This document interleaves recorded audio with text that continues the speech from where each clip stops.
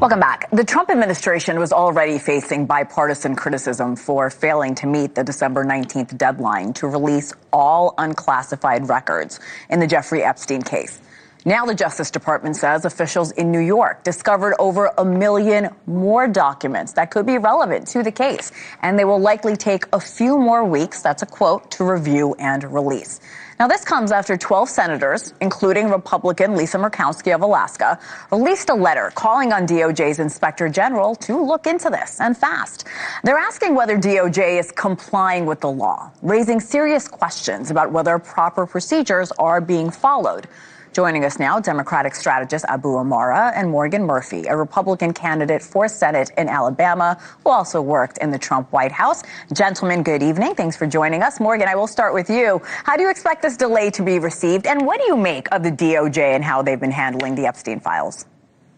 Well, I've worked in the federal government for 26 years as a Navy reservist, and I can tell you when you start peeling back the layers of the government, you're going to find boxes of files everywhere. It is what I call the impenetrable wall of stupid sometimes. It just takes a while to get all the pieces and parts together. I don't think this is obstruction. I think this is just a case that is so large and has drug on for so long that we're going to find files for years to come.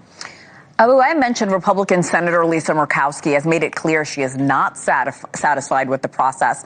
Lawmakers on both sides of the aisle have been very critical of certain redactions, I think 500 pages of redactions. How much should Democrats continue to hammer the administration on this, especially going into the new year and midterms?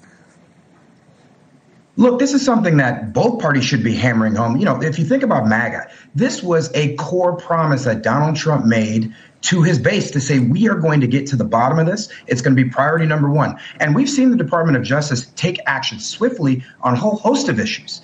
And on this issue, they magically somehow are stumbling and bumbling and aren't able to produce documents in a timeline. I suspect this is something across the political spectrum folks are going to be sick of going into the 2026 midterm elections.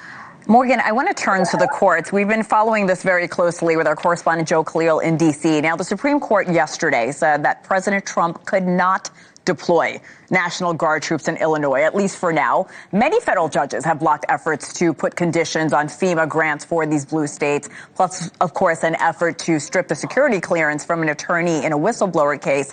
Are the courts sending the administration a clear message here as we look at all these legal setbacks in just the last week or two? Well, be careful what you wish for. You know, everybody was clamoring for Trump to release all the Epstein files, and we got a bunch of pictures of Bill Clinton in a hot tub. With this court ruling, they said, well, you couldn't lose the National Guard, but here we can send in the Marines now. So that's going to be a toxic shock. And really, it's important for Chicago. Chicago has had 1,900 shootings this year. There are 350 families this Christmas Eve that will not have somebody at the dinner table because they were shot and killed in Chicago. The president's trying to end this violence, and he's trying to end it legally by the use of our armed services, and I applaud that. Abu, when we talk about boots on the ground that the President Trump has ordered the National Guard to several Democratic-led cities. Again, we were talking about Chicago, Portland, Los Angeles, D.C., all part of this immigration crackdown. Legal challenges to those deployments are also working through various courts around the country. Could the Supreme Court ruling on Illinois affect these other cases that we're also keeping an eye on?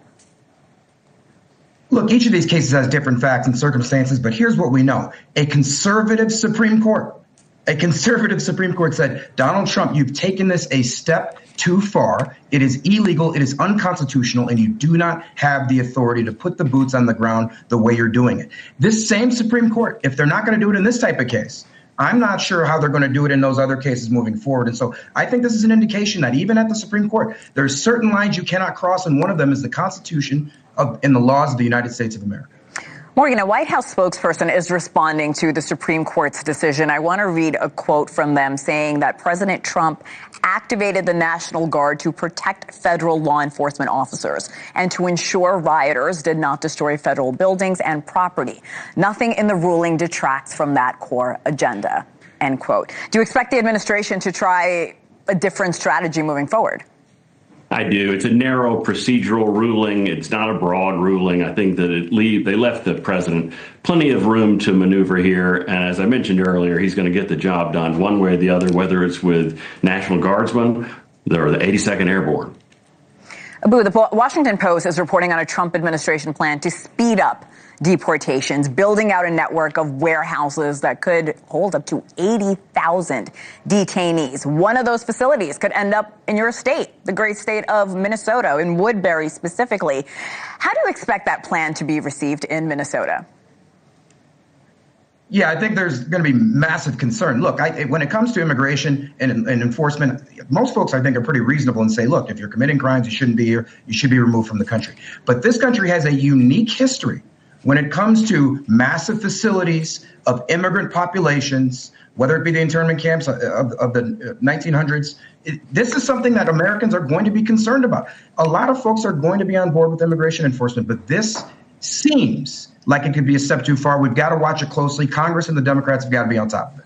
Morgan, let's say on the subject of immigration, the Department of Homeland Security recently reported that the U.S. deported, and this is a huge number, 605,000 people in 2025. They also say 2 million others self-deported. Illegal border crossings have plummeted this year. Do you think the president and, of course, other Republicans, his administration, can claim victory when it comes to the immigration issue going into 2026?